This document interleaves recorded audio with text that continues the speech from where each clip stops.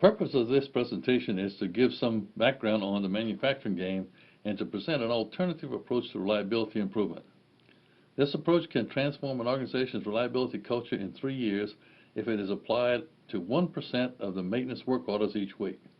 This amount of implementation creates a keystone habit of defect elimination in the workers that they then apply to all of the work that they conduct. This new habit is what creates the new reliability culture that generates higher production, better safety performance, higher quality products, and much larger profits.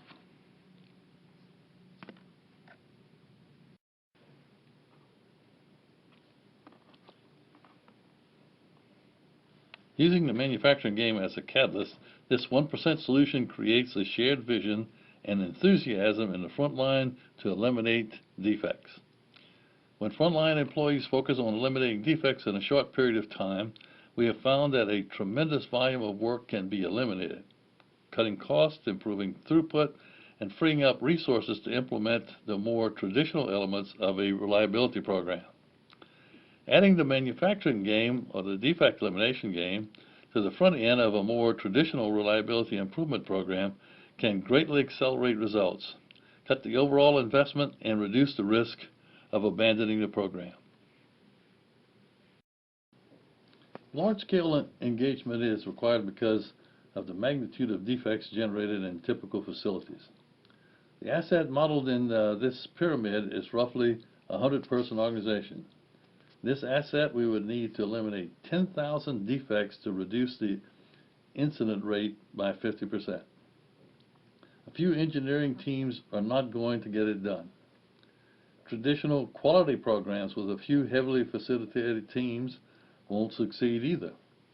The approach will require getting the vast majority of the workforce engaged, which implies that they first understand and are aligned with what they need to do. Second, feel ownership and excitement for defect elimination. And third, have a supportive environment for making improvements. This chart was created to capture the lessons learned in a worldwide benchmark conducted by DuPont and 10 other companies. 140 plants were benchmarked. Half of the sites benchmarked were DuPont plants, and the other half were plants that were exemplar plants chosen by 3 consulting companies. The benchmarks were first done in the United States, then we went to Europe, and finally we benchmarked plants in Japan that were recommended by the Japanese Institute of Plant Maintenance. In order to integrate all of the lessons from these benchmarks, we created a system dynamics computer model of how maintenance created value in organizations. This helped the 3 of us doing the modeling to understand how maintenance created value in organizations that produce a tangible product. In order to do this, we had to model the business aspects, the operating aspects, as well as the maintenance and reliability aspects. In the process of creating this model, we recognized that the creation and removal of defects was the best way to integrate all of the best practices that we observed around the world. We currently use this model to evaluate the value of eliminating defects in specific plants. The vertical axis of this chart is a measure of performance of the facility. In DuPont, we used uptime of equipment to judge maintenance performance. The horizontal axis is the nature of behavior in an organization. All of the DuPont plants were in fact in the reactive domain. There was a range of uptime in various plants, but none had reached the planned domain.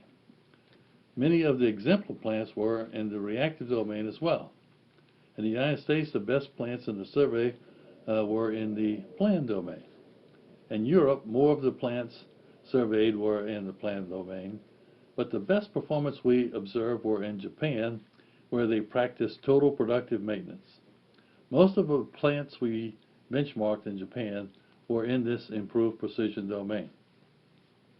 We did not find performance that we thought was beyond the improved precision domain, but we recognized that the best plants we saw were still working on improving, so we added the world-class domain to recognize that someday there would be plants performing beyond the improved precision domain. In fact, in the last 5 years, we have seen other benchmarks that indicate performance beyond improved precision by using smart signals to adjust operations to avoid creating defects is now available. That behavior that goes with the reactive domain is responsive work, which waits for something to happen and then responds to the defects or the breakdowns. In the plan domain, the philosophy is plan your work and work your plan. The behavior in the precision domain is what we call the organizational discipline. What we mean by that is that workers not only do their job in a disciplined manner from their functional perspective, but they also are disciplined about not creating defects in the work of other functions. In DuPont, our workers had good discipline in their own functions, but were not able to consider other functions because they worked in silos and did not have a means to integrate with other functions.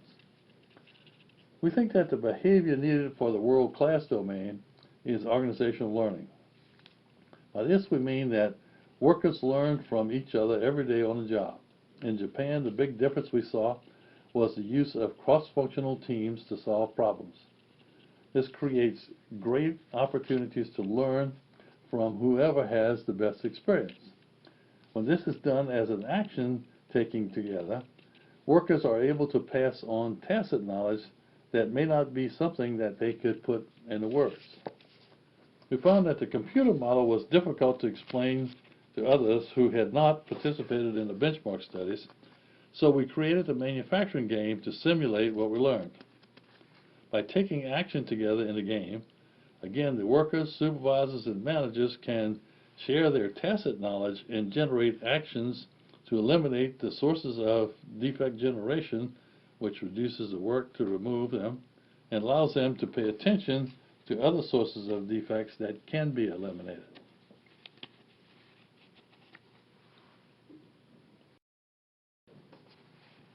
The key deliverables are an engaged workforce where the vast majority of your employees has a common vision and an experience of how to achieve it. In the process, you will identify thousands of defect generators and improve profit by $25,000 per action team plus safety improvements. Also, you will improve the technical skills of many employees as they interact with the experts in your company.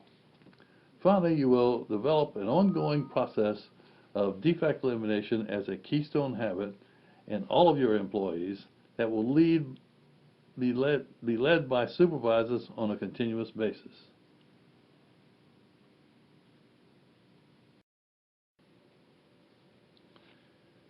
You should engage the workforce in local units that have 500 or less employees and contractors in order to make the culture change. Each unit should engage at least 80% of their managers, supervisors, workers, and contractors in less than a year to create enough momentum to change the work habits. This involves choosing which defects to target by which workers and organizing an appropriate team to address the defects in a workshop and eliminate the source of those defects in 90 days. These teams should be tracked to ensure that any barriers they encounter can be overcome in the 90-day period. These action teams will uncover some needs for skills that they lack, which should be addressed centrally by the project team. Once the first unit is launched, the project team should organize a second unit of 500 workers or less to attack with the same process and continue until everyone has had an opportunity to participate. It's also effective to train a small number of your employees to be facilitators to run the workshops internally, which gives you more flexibility in scheduling workshops, and the facilitators can help with dealing with the barriers and organizational change issues. This is good training for people who are a member of supervision or will be promoted to a member of supervision. The manufacturing game is a 2-day workshop for 24 or 36 people where day 1 is participating in the game to experience how effective defect elimination can improve performance. Day 2 is for implementation of defect elimination by working on a project to eliminate defects generated in their equipment. They plan defect elimination actions in the workshop that they implement them in the equipment in the next 90 days. The number of workshops to conduct depends on the size of the unit. A unit with 500 people should expect to implement 1% of work orders each week by defect elimination action teams. 1 to 2 workshops a week or 5 to 14 action teams per week will accomplish this pace. Many organizations want to simply let people volunteer to go to the workshop, but this does not work. It is necessary to mandate participation to create the spirit of defect elimination in your organization that sustains long enough to create a keystone habit.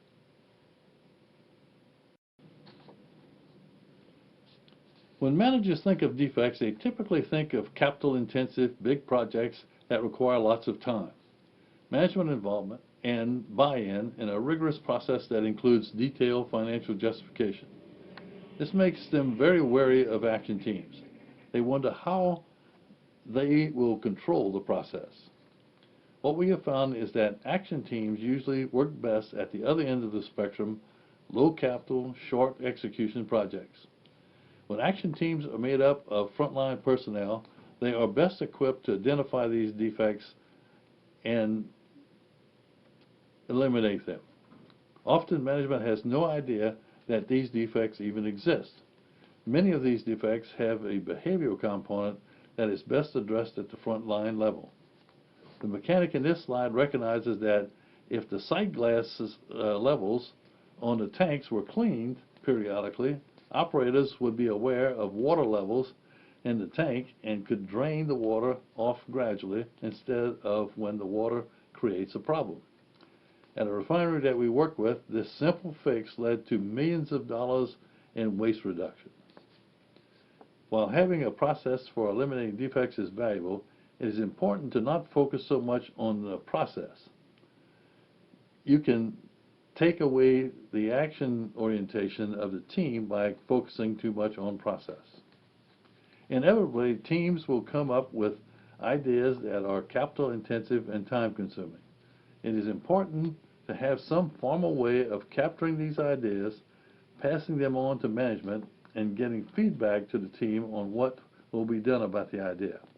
But it is equally important that the teams move on from these big ideas and focus on items that they can take care of themselves. Our experience is that there are far more defects on the left side of this spectrum than most managers would imagine. By eliminating these defects, you can free up the resources and money to tackle the bigger projects and the other elements of traditional reliability improvement approach outlined earlier in this presentation. The advantages of Action Team's approach allows an organization to begin attacking defects immediately, taking existing defects out of the equipment as well as preventing many defects from getting into the equipment in the future through improved precision. In a relatively short period of time, these efforts reduce the amount of maintenance work required, thus freeing up money and manpower to work on improving the efficiency of the maintenance that is being done, planned maintenance. Action teams allow a large percentage of an organization's employees to become involved in the change effort and provides the quick wins that are often necessary to sustain a major effort. The action teams we recommend are temporary teams that are cross-functional. They focus on achieving bottom-line results so the benefits can be demonstrated in a short amount of time. These teams are also a great place to learn new skills from people on the team with more expertise or more experience in other functions. These teams are temporary and therefore don't take a lot of time or structure to accomplish the results. Here are the principles for the teams that we launch. They are similar in many ways to teams that you have seen before, but there are some key differences. They are not facilitated. This gives people heartburn, but you have to remember we are after 10,000 tentacled phantom. Heavy facilitation restricts your progress and limits the amount of improvement. We have found it unnecessary to facilitate teams when they are coupled with the manufacturing game. Second, work is done largely on the job, so they're not going off to do something different than their normal work. Third, no recommendations are allowed. There's no turning it over to anyone else. The culture and systems often don't support this, and that has to change. People have to actually take the actions themselves to get the full benefit of the workshop.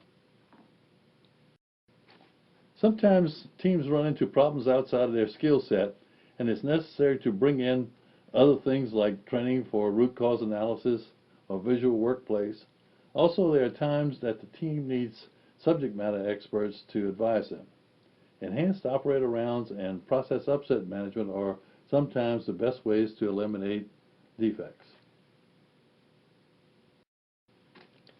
It is important to track the improvements and report results to the organization.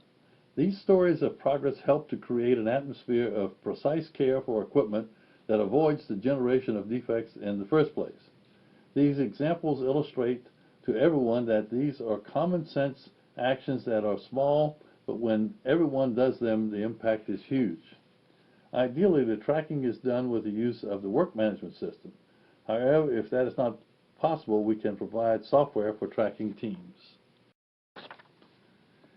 As one unit completes the implementation of defect elimination, a second area can begin. More than one area can be active at a time, but should be led by different teams to be more effective.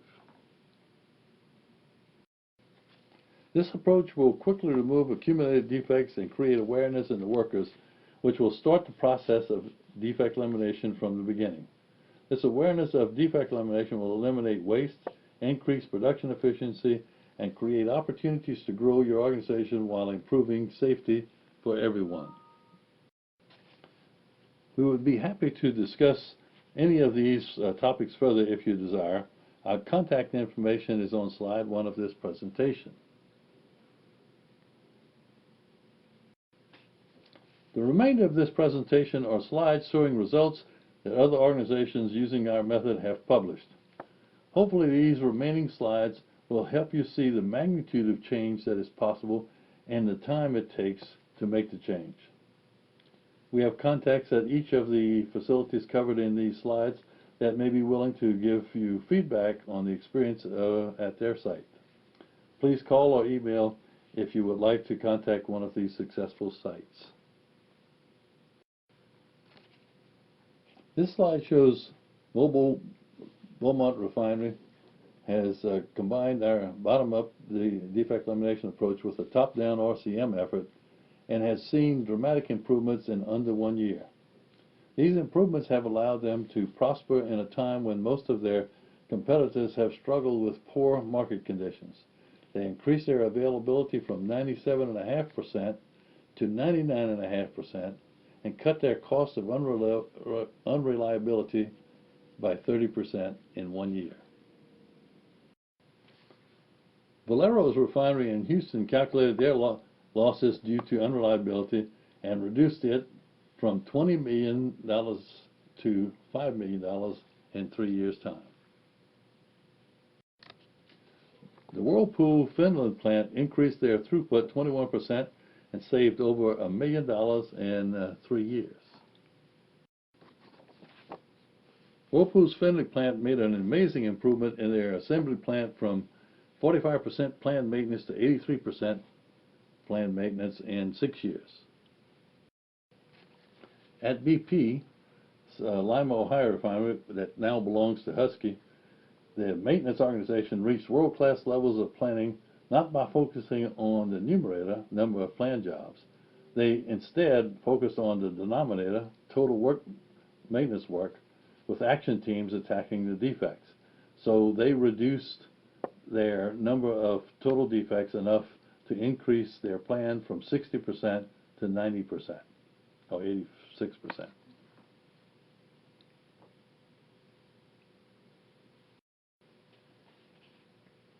It would be incorrect to conclude that the main reason for pursuing this approach is to reduce maintenance costs. Low maintenance costs is a spillover benefit of being highly reliable. The main reason for pursuing this or any reliability approach should be to increase throughput and service to the customer.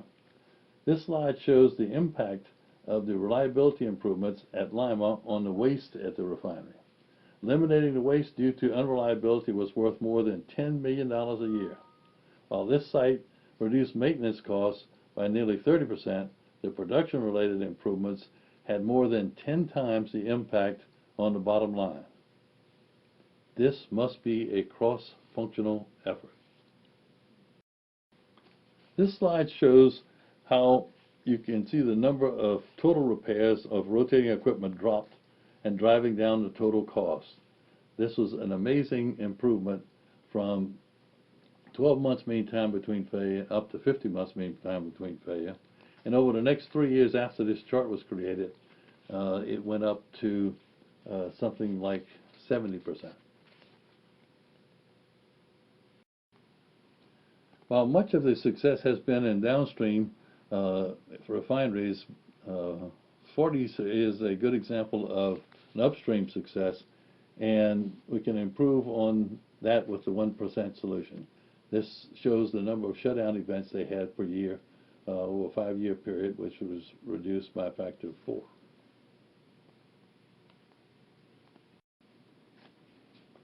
A similar story can be told at Eastman Chemical's Power and Services Division in Kingsport, Tennessee.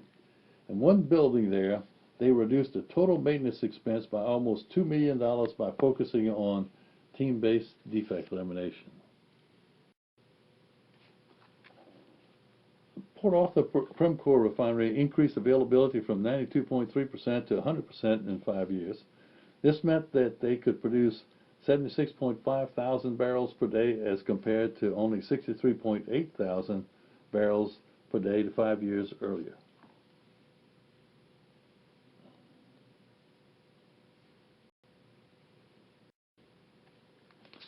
Port Arthur's safety incidents dropped substantially over the time that they implemented defect elimination, and they went 4 years without a lost time injury, which gave them 6.5 million safe hours without a lost time case.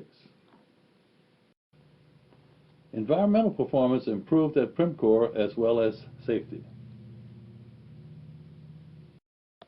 As suggested earlier, safety and environmental performance almost always improve with reliability. The Lima Refinery went 3 years with no lost time injuries.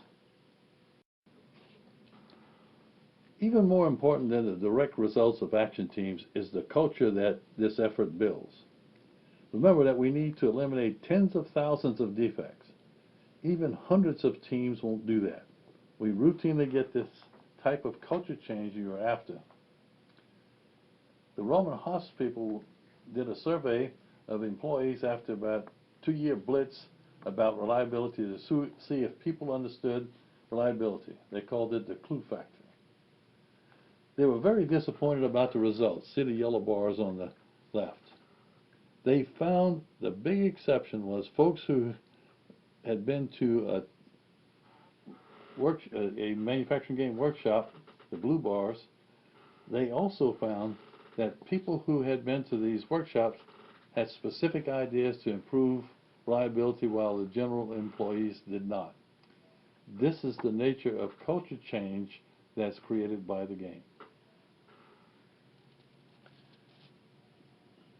This is how you eliminate 10,000 defect sources when 75 to 80% of your people are actively looking for and eliminating them.